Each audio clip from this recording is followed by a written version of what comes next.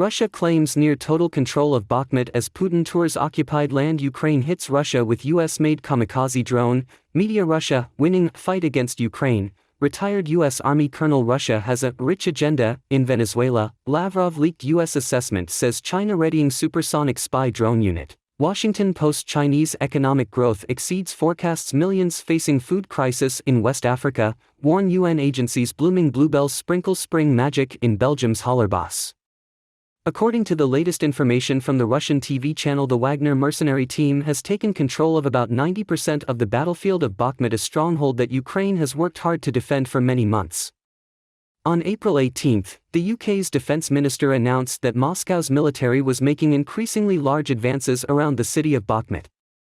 While earlier, the Wagner group claimed control of Bakhmut, but eastern Ukraine immediately denied it.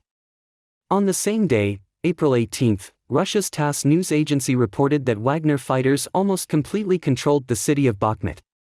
Yen Gagin, an advisor to the Donetsk People's Republic (DPR), told TASS, the Wagner private military corporation has checked 90% of Bakhmut. Their strides are obvious. This information cannot be verified by TASS at this time. Newsweek contacted the Ukrainian Ministry of Defense about the situation in the eastern battlefield. News of the advance in Bakhmut came when Russian President Vladimir Putin visited a war zone in Kherson province. Meanwhile, President Zelensky also visited militants in the frontline city of Avdiivka, in the Donetsk Oblast. Through his nightly video speech, the Ukrainian leader thanked the military and medical staff working in Donetsk and Poltava. However, he did not mention the Bakhmut situation. Today, April 18, local media channels in Russia forced Ukraine to use American unmanned aircraft for the first time to strike territory on the territory of the Russian Federation. Specifically, two Russian newspapers MASH and SHOT said that the Switchblade unmanned aircraft, manufactured by the U.S. company AeroVironment, originating from Ukraine, flew into Russian territory. This UAV crashed in the Belgorod region. According to the local news agency, the UAV crashed in the border area between the two countries and did not cause any damage.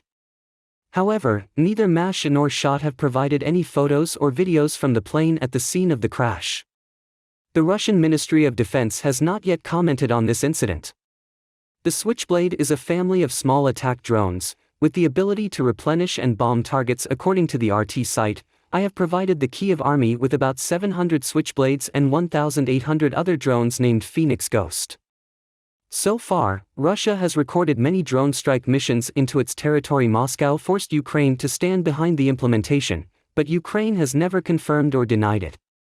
MI has provided Kyiv with a variety of weapons, but the country still refuses to provide long-range weapons. Washington said it feared Ukraine would use long-range weapons to strike back at Russian territory. Sir Douglas Macgregor, a retired colonel of mine, recently asserted that Kyiv does not have the resources to win the upcoming counteroffensive.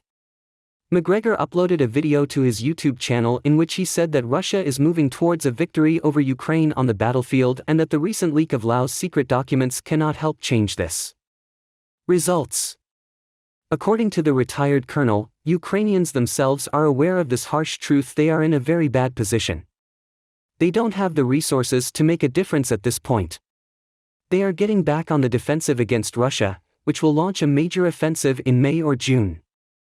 Macgregor's comments came after Newsweek cited a leaked U.S. document that said Ukraine had planned a spring offensive on April 30, with 9 brigades trained and equipped by the West. Ukrainian officials recently said their counterattack depends on the West's delivery of tanks and various heavy weapons to the country. In a speech earlier this week, Ukrainian Prime Minister Denis Shmyhal said the counterattack would take place in the near future. He also rejected comments that Kyiv was under pressure from the West about the timing of a counterattack. Recently, South Korean President Yoon Suk-yeol was surprised to learn that Seoul could provide Ukraine with additional support beyond humanitarian and economic aid. If Ukraine's civilian sector was attacked on a large scale, according to Reuters, this is a sign that South Korea will change its stance on supplying weapons to Ukraine. In an interview with Reuters, Yoon said the South Korean government is seeking to support and rebuild Ukraine, just like what South Korea received during the 1950–1953 Korean War. The president said, "If there is an event that the international community cannot tolerate, such as large-scale attacks on civilians, massacres, or violations in war, we will do not just humanitarian or financial aid. This is the first time Seoul has mentioned the possibility of a ready supply of weapons to Ukraine. South Korea has been an important ally of the United States for decades and is a major producer of projectors in the world. However, the Asian country still refuses to provide arms to Ukraine due to many South Korean businesses doing business in Russia, as well as Moscow's influence over North Korea. Yoon added, "I think there will be no limit to support for a country facing military conflict." However, considering South Korea's relationship with the warring parties and battlefield developments, we will take the most appropriate measures. Next week, the South Korean leader will travel to Washington and attend a summit with U.S. President Joe Biden to celebrate the 70th anniversary of the alliance between the two countries. On April 18, Russian Foreign Minister Sergei Lavrov announced that Venezuela and Russia would expand cooperation agreements in the fields of energy, investment, trade, and finance. After meeting his Venezuelan counterpart Ivan Gil, Lavrov said, "We have a diverse agenda with Venezuela. The cooperation between the two countries will contribute to strengthening the foundation for an independent country, independent of the unexpected wishes or the collection of money from Western partners." Lavrov is on a trip to Latin American countries. Russia's top diplomat held talks with President Lula of Brazil. He will visit Cuba on April 19. Venezuela is a close ally of Russia. When Moscow launched a military operation in Ukraine, Venezuelan President Nicolas Maduro voiced his support for Putin. While the U.S. punishes Maduro's government, Moscow supports the Venezuelan leader through political crises. The President of the Republic of Gabon, Ali Bongo Ondimba, landed in Beijing on April 18, starting a 4-day official expedition to China at the invitation of the President of China, Xi Jinping. President Ali Bongo of Gabon is the first African head of state that Xi Jinping receives after he was re-elected President of China. During the visit, President Xi Jinping will hold a welcome ceremony and a banquet for President Ali Bongo. The two leaders will also hold talks and attend the signing ceremony of cooperation documents. In addition to President Xi Jinping, other senior Chinese government officials including Premier Li Qiang and Chairman of the Standing Committee of the National People's Congress Zhao Leji will meet with President Gabon. Late on April 18, The Washington Post cited a recently leaked document showing that China will soon deploy high-altitude, supersonic surveillance drones. According to leaked documents, satellite images taken on August 9, 2022 show that two WZ-8 missile-powered reconnaissance UAVs appeared at an air base in eastern China, about a distance from China. Shanghai City 560 kilometers. Last week the FBI arrested 21-year-old Jack Douglas Teixeira, a member of the U.S. Air Forces and National Guard. The FBI suspects this person has leaked Pentagon documents, which contain information about other U.S. allies. The leak flared up in early April, prompting Washington to worry about possible damage. The RT site cited data showing that the Chinese economy saw a higher-than-expected growth of 4.5% in the first quarter of 2023. After 3 years of strict blockade because of the COVID pandemic, 19 consumers in China have spent more, while exports, infrastructure investment and real estate prices rebounding have fueled the economic recovery of the billion-people nation. Analysts say China's growth has exceeded expectations. In March, retail sales in China increased 10.6% year-on-year. This is also the strongest monthly increase since June 2022. Retail sales from January to March this year increased mainly thanks to the recovery of the food service industry. Meanwhile, the private investment sector did not increase. The youth unemployment rate has risen to the second highest level in history. At the same time, the unemployment rate in urban areas also increased. However, industrial production grew at a stable rate of 3.9%. This increase is due to increased demand in the construction sector. Positive GDP data has shown Beijing is on track to meet its growth target of 5% in 2023 and possibly even beat forecasts. According to the International Monetary Fund, IMF, China and India will account for half of global economic growth in 2023. Highlights from the Americas. Recently, the Chilean Environment Ministry announced that Committee of Government Ministers had approved the expansion of the $3 billion Los Bronces copper mining project. The move quickly sparked strong protests from environmental activists and other civic groups. In a statement, the Chilean Environment Ministry said that the approval of the expansion of the Los Bronces copper mine in the Andes Mountains was approved based on strict environmental protection conditions implemented by the company-proposed Anglo-American project. According to Anglo-American, the expansion plan aims to maintain production levels and extend the life of the Los Bronces mine through 2036. However, following the announcement by the Chilean Ministry of Environment, a protest broke out outside the agency's headquarters.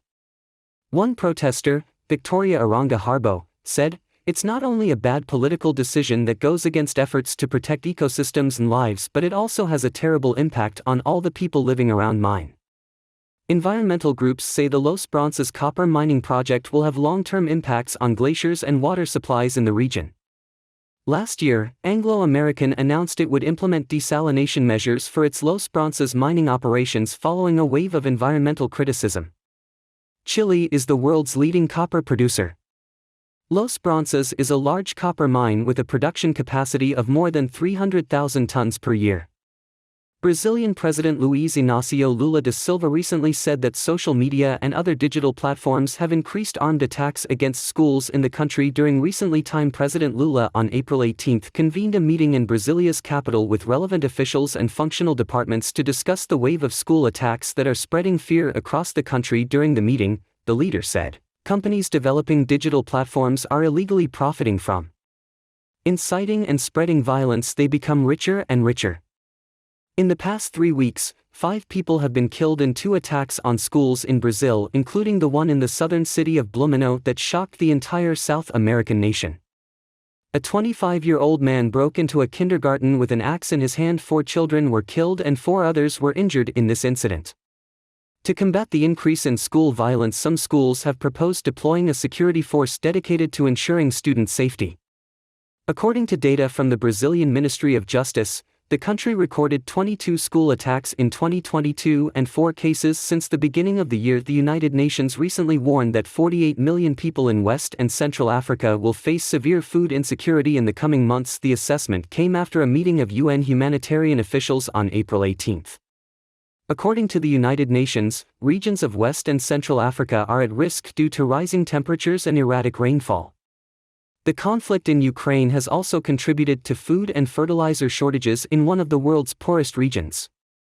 According to analysis by the World Food Programme, the United Nations Office for the Coordination of Humanitarian Affairs, the Food and Agriculture Organization of the United Nations, and the United Nations Children's Fund, the number of people who are not regular access to safe and nutritious food in West and Central Africa will reach 48 million between June and August. Of those, 45,000 in the semi-arid Sahel countries south of the Sahara will experience catastrophic famine, according to senior advisor to the United Nations Food Programme, Alexander Lacuzziette. This situation is partly due to the fighting between Islamic militants and counter-radicalization forces that have cut off food supply routes to the country. Some areas of the Sahel, especially the conflict hotspots around Lake Chad and in the Central African Republic. Food shortages mean that around 16.5 million children under the age of 5 in West and Central Africa will be acutely malnourished this year, according to the analysis. Moving on to cultural news, ladies and gentlemen, recently, tens of thousands of people had the opportunity to climb aboard one of the oldest ships in the world at a festival in Galveston, Texas, USA. Built in Aberdeen, Scotland in 1877, the Alyssa is one of the ships that attract a lot of attention during the Tall Ships Galveston Festival. Will Wright, creative director of Galveston Historical Society, who also owns the Alyssa, said, "We have documents that Alyssa twice visited the port of Galveston in the late 19th century to transport goods. This is a cargo ship and we call it the Ford F-150 of the time." The Ford F-150 pickup truck is known as the iconic American model. Attendees of this year's Tall Ships Galveston Festival also have the opportunity to visit some other famous large sailing ships, such as the 16th-century Spanish-built flagship Now Trinidad or the Ernestina Morrissey, built in 1894 in Massachusetts. America. Every year in mid-April, when the weather turns warm, Belgians flock to the Blue Forest of Halle, located about 30 minutes south of Brussels, to see millions of bluebell flowers blooming here. Visitors can walk along the kilometer-long trails through the forest, admiring the enchanting sight with the blue flowers below, contrasting with the green patches of the canopy beech tree above. A pastry chef named Johann Engels made the 120 kilometers journey from Rusalara to the woods of Halle. There is a large amount of bluebell flowers here, he said. They appear everywhere. Above all, it is a beautiful day. I really enjoyed this moment. Bluebell flowers usually bloom for only a short period of 7 to 10 days, at different times of the year, depending on weather conditions and the amount of sunlight they receive. However, the best time to see bluebell flowers is the second half of April.